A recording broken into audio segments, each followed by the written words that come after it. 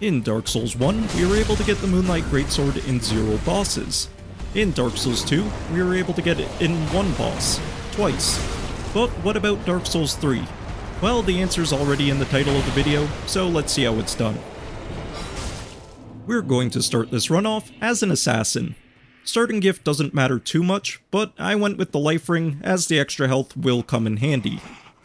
Proceed through the cemetery like normal, grabbing the Ash and Estus flask and the bonfire along the way. We're going to run into our first obstacle immediately, Gundyr. So how do we get past him? Step 1 is to get him into his second phase. There's nothing special you need to do in phase 1, so just hit him until he gets to phase 2.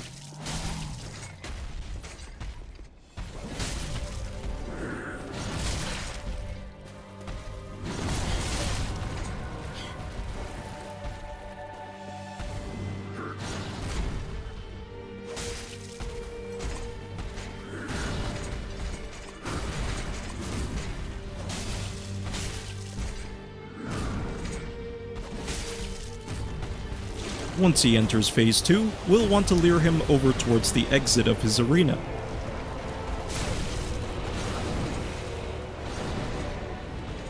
Now all we need to do is get him to perform a grab attack on us while we're up against the door. That's it, no crazy positioning or anything required, just RNG. After his attack ends, we'll end up on the other side of the door. There's one slight caveat to this skip. It only works on version 1.00 of Dark Souls 3. Okay, so no problem, right? We just go to SteamDB and find the 1.00 manifest so we can downpatch the game.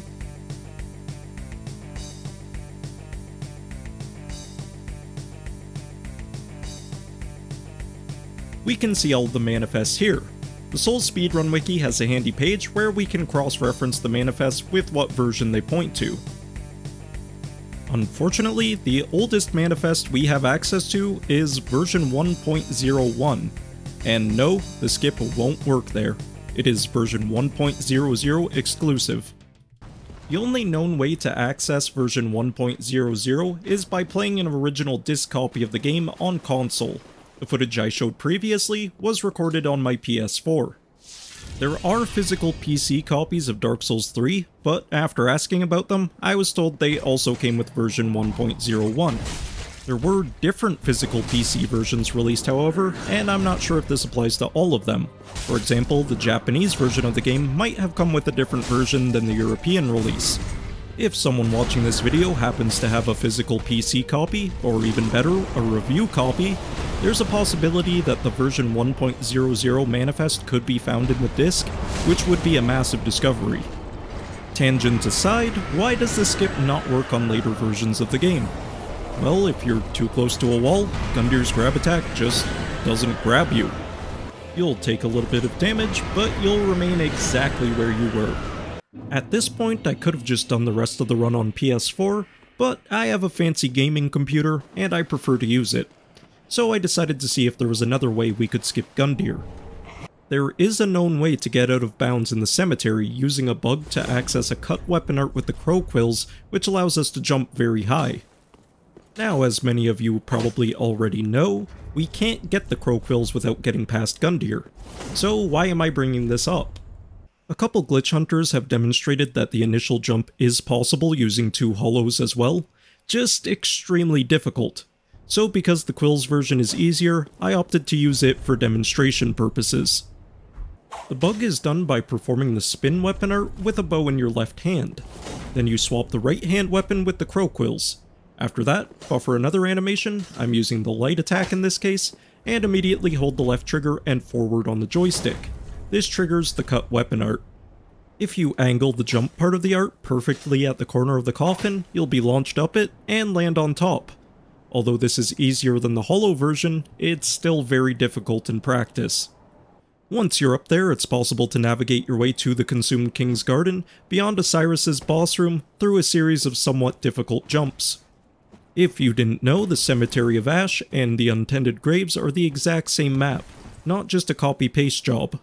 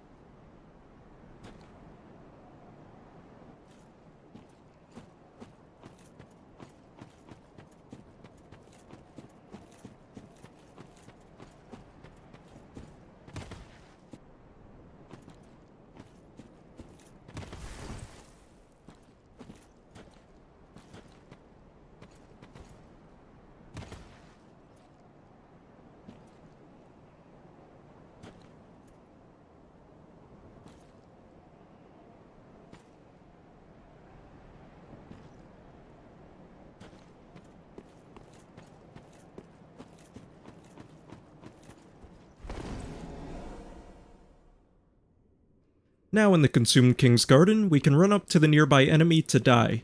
From there, you can force quit Wrong Warp out of the death by closing the game as the screen fades to black.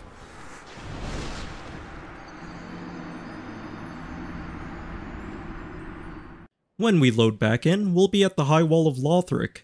So great, we skipped Gundyr, right? There's just one issue. The travel option doesn't unlock until you rest at the bonfire in Firelink, and since we need to be able to go to Firelink to get the Moonlight Greatsword, this won't work. That option was a bust, so let's try something else. Zipping. If we do something that causes our character's stance to rapidly change, such as equipping and unequipping a spear repeatedly very quickly, our character's velocity value will go haywire, and the game will attempt to launch us towards the map's origin point. Getting launched like this could definitely be used to skip Gundyr, but there's a big problem. The game always crashes after you launch. I delayed this by disabling gravity for demonstration purposes, but even so, it only delays the crash. It doesn't stop it. So, is there anything else we could do to skip Gundyr? Well, there's one more option. We'll want to have the game installed on an external drive, then play through the beginning of the game until you get to the crossbow hollow. Take him out, stand on the stairs in front of where he was, and unplug the drive the game is installed on.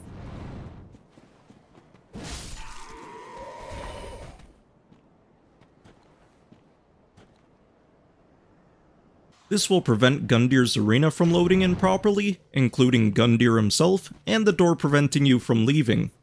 Walk to the other side of the door, save and quit, replug in the drive, and reboot the game. When you load back in, you'll be beyond Gundyr's door. Although this works, simulating a hardware failure to skip a boss doesn't feel very legitimate. It also likely works to skip a bunch of other bosses that do have legitimate skips, so I'm not going with this either. At this point, I was basically out of options for skipping Gundyr on PC. But then it occurred to me, maybe I don't have to do the skip on PC. Maybe I can get my PS4 save working on PC. Luckily for me, my PS4 is soft modded, and this allows me to use homebrew apps on it. There's a handy app called Apollo Save Tool, which allows you to export decrypted PS4 saves to a USB drive.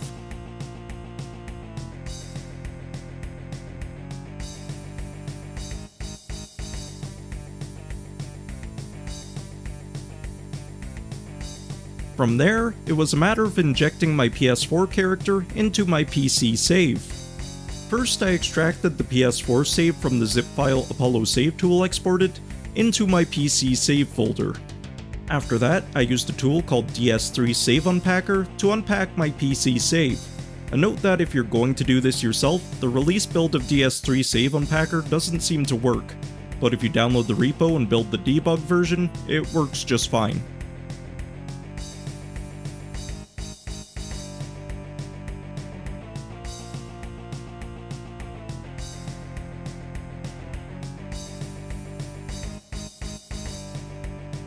With that done, we need to make a slight edit to the PS4 character save in a hex editor.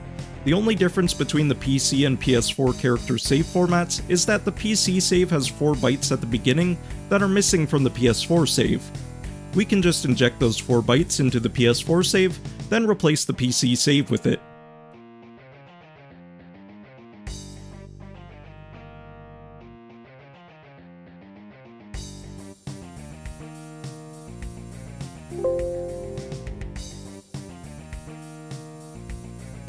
Lastly, we just need to use DS3 Save Unpacker to repack our PC save.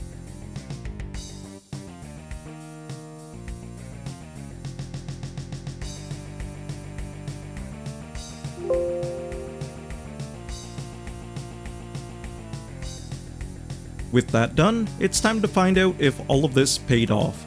Will the PS4 save actually work on PC? Go to Load Game and choose the character in slot 1. You'll see that it's not my character from PS4 listed. However, when the game loads in, it's indeed my PS4 character that appears. If we save and quit, the character slot will update to show the PS4 character. We can finally continue this run on PC with a character that legitimately skipped Gundyr. Now that the run can truly begin, head to the High Wall.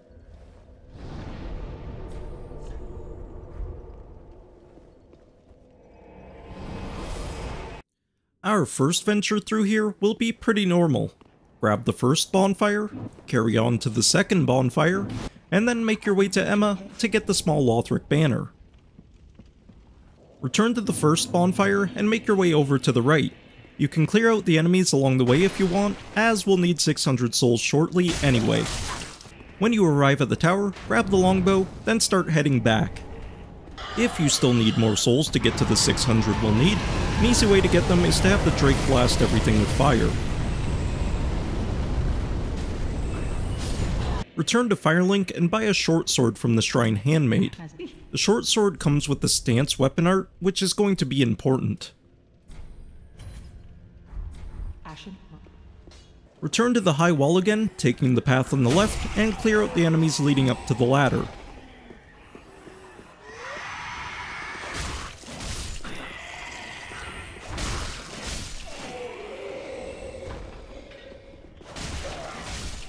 From there, equip the short sword. Go beside the ladder, hold stance, tap block, and then press A 2 frames later. If done correctly, your character should reposition in front of the ladder without actually climbing onto it. When this happens, you've stored your position on the ladder, and this will let us do a glitch called a ladder clip. Head back over to the area to the right of the bonfire, and clear out any enemies that might get in your way.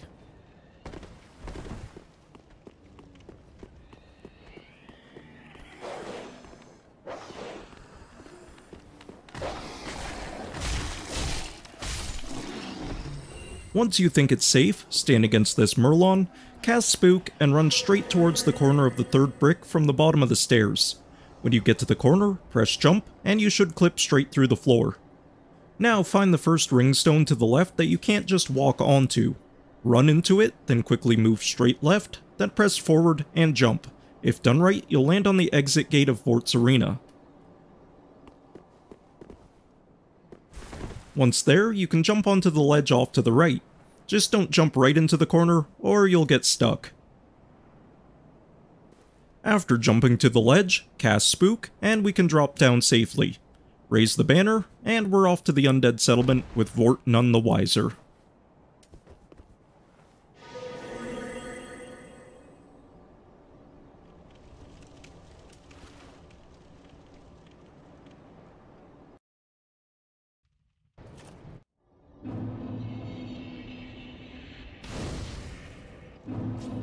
Make your way to the bonfire beyond the gate, then head all the way to the cliff underside bonfire. Cast Spook, then drop off the ledge and make your way past the enemies.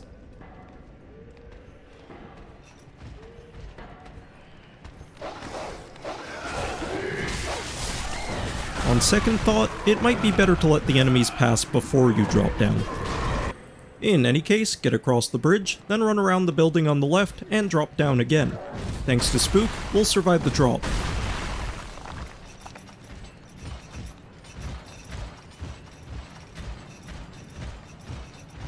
Now run through the rat room, climb up the ladder, and collect Irina.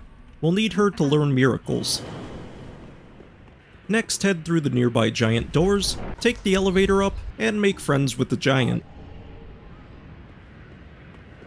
From there, we're going to head all the way down the elevator and into the Road of Sacrifices.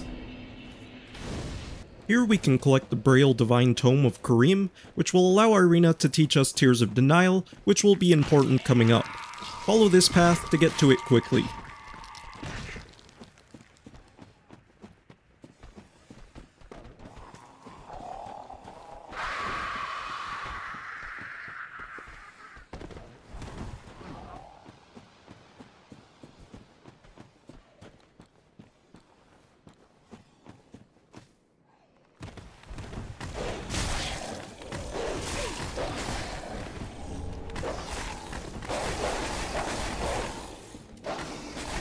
With the tome collected, carry on to the halfway fortress bonfire, and it's time to collect our main weapon for this run.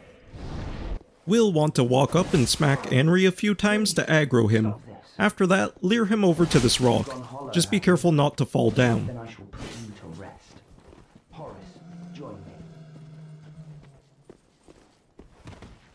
If you do fall, lure him back up and try again. When you get it right, he'll fall to his death, and we can collect his sword.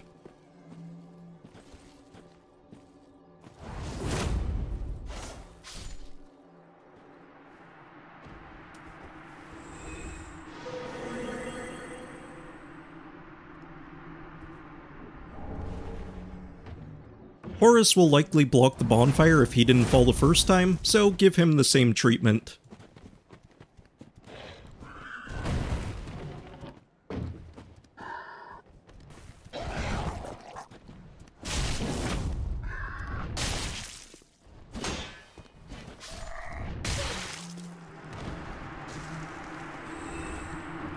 Return to Firelink and buy a prism stone and a large leather shield from the handmaid. Afterwards, head up and outside to perform a jump off this tree and get onto the roof. Once there, we can trade the prism stone and the large leather shield we bought with Snuggly for 2 twinkling titanite. After trading with Snuggly, head around to the back of the roof section to take out a crystal lizard for a 3rd twinkling titanite.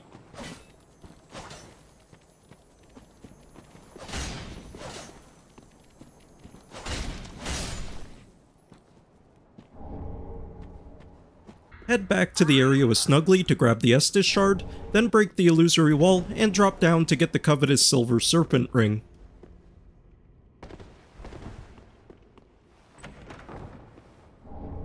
Afterwards, speak to Andre and upgrade Anri's straight sword to +2.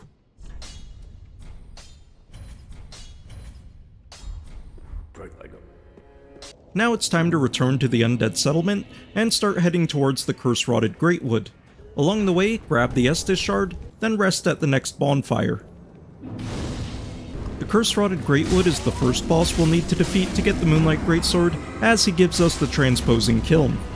There's nothing too noteworthy about this fight, just take him down like normal.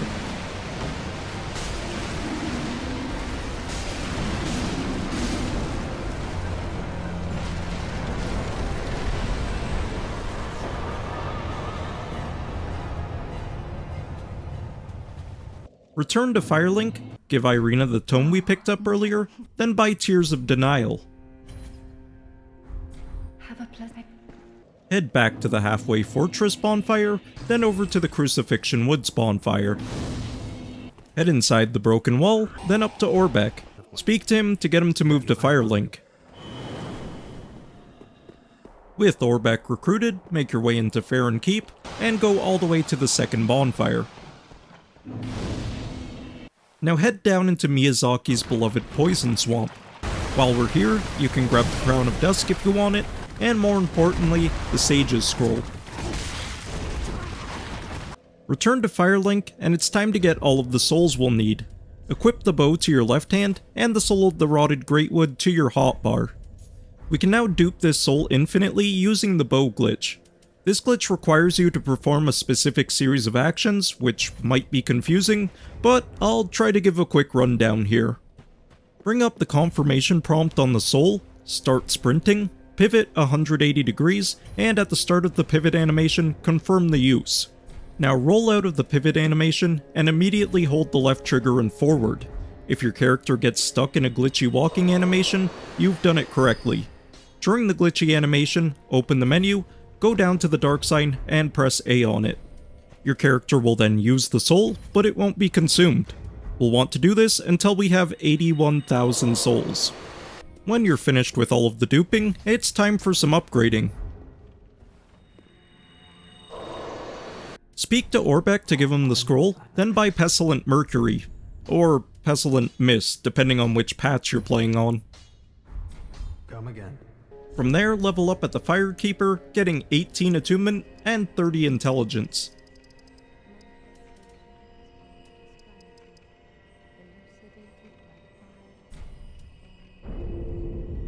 Once you're done there, attune Tears of Denial, and warp over to the Tower on the Wall bonfire. Here we're going to perform Spell Swap, again utilizing the bow glitch. To perform it, start casting Spook, then backstep and press up on the D-pad, followed by holding the left trigger and forward on the joystick.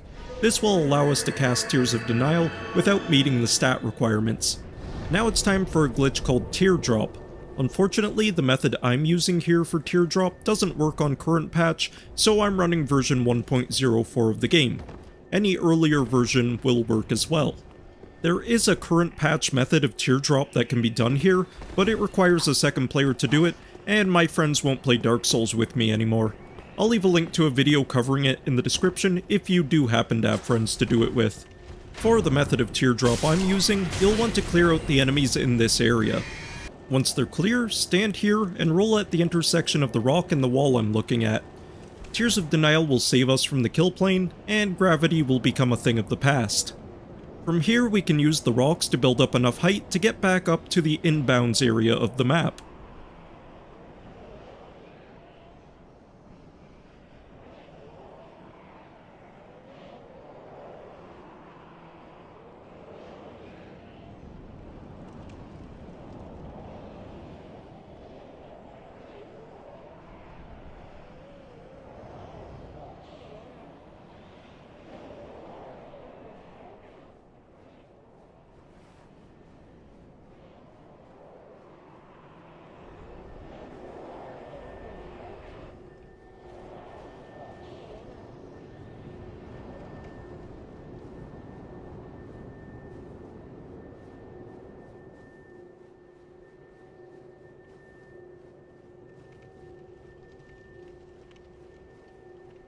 Run over the lower part of this red roof, as it'll set us up at the perfect height for the next part.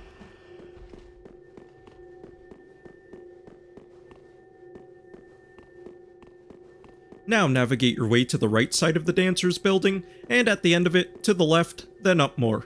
You'll be able to hear your character's footsteps change when you're where you need to be.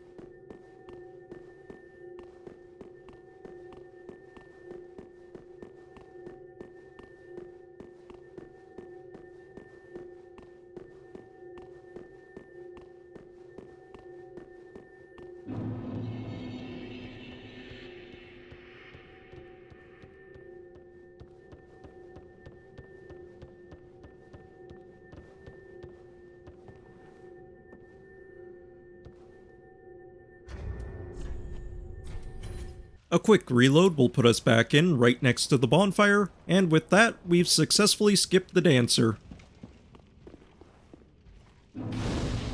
Our next target is Osiris, but we aren't quite prepared for him just yet. Head back to Farron Keep to get both the Bone Shard and the Estus Shard. We can get another Estus Shard from the Consumed King's Garden, and another Bone Shard back in the Undead Settlement. Probably would have been more efficient to grab that one earlier. Oh well. Head back to Firelink and upgrade your Estus to +2, then upgrade your Flask charges at Andre. After upgrading, allot 3 Ashen charges, which should be plenty for Osiris. Swap out Spook for Pestilent whatever, then head back to Lothric Castle.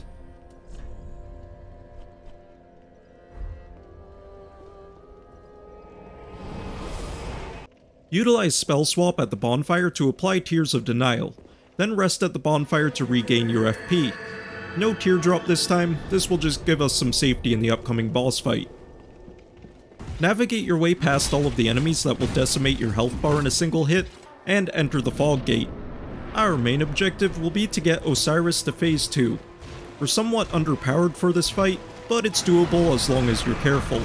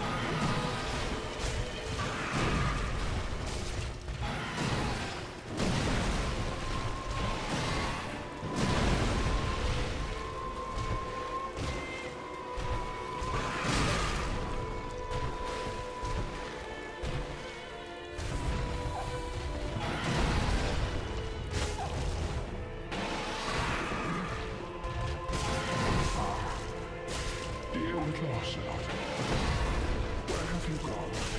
Are you hiding from me? Come out. Come out. Don't be afraid. You're the child of dragons. What could you possibly fear? Now, show yourself, Ocelot. My dear little Ocelot.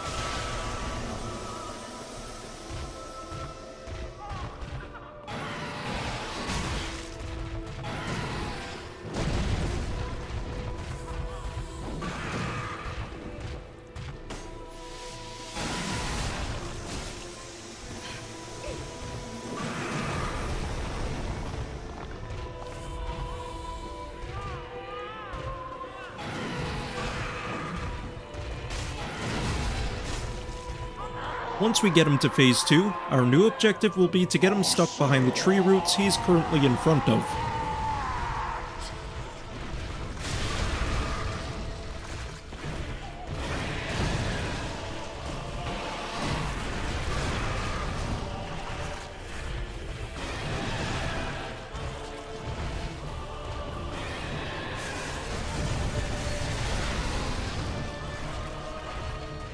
Now that he's there, the fight is as good as won.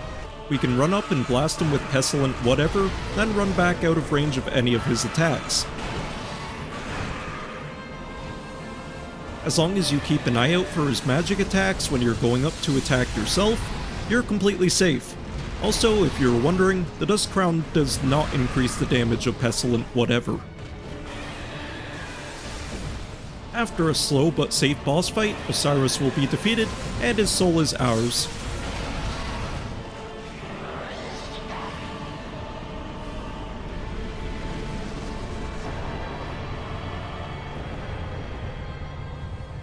Return to Firelink and give Ludleth the transposing kiln. Afterwards, trade the soul of Osiris to receive the Moonlight Greatsword.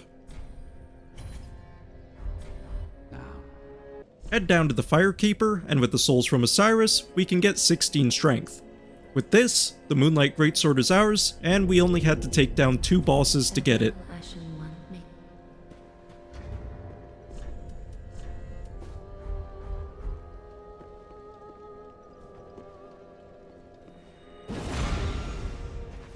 Before I end this video, I wanted to note that there is a theoretical way to get this sword without the transposing kiln through a glitch called menu mixing.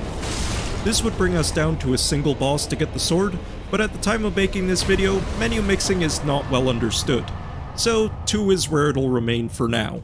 Regardless, I hope you found this video helpful or entertaining, and I will see you guys in another video.